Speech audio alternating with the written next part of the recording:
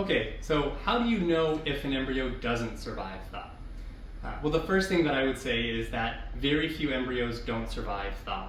Really, fewer than 1% of embryos with modern vitrification techniques today don't survive the freeze-thaw process.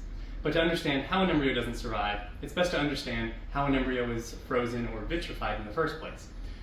When we vitrify an embryo, the goal is to expose the embryo to cryoprotectants and then effectively remove the water from all the cells within the embryo. By doing this, we allow the cryoprotectants to replace the water such that when the embryo is exposed to liquid nitrogen, the liquid within the cells turns to a glass-like state, and there the embryo is held in stasis really indefinitely.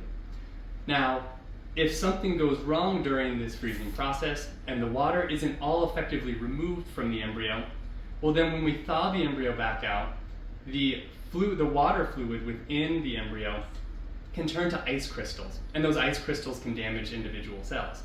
So this means sometimes that some of the cells of the embryo can be damaged. It can mean in some very rare cases that all of the cells of the embryo can be damaged. So again, this doesn't happen very often, but it is something that embryologists can visualize really immediately when we're thawing an embryo. So this is something that we have may rarely see. We take many steps to prevent, but again, it can happen.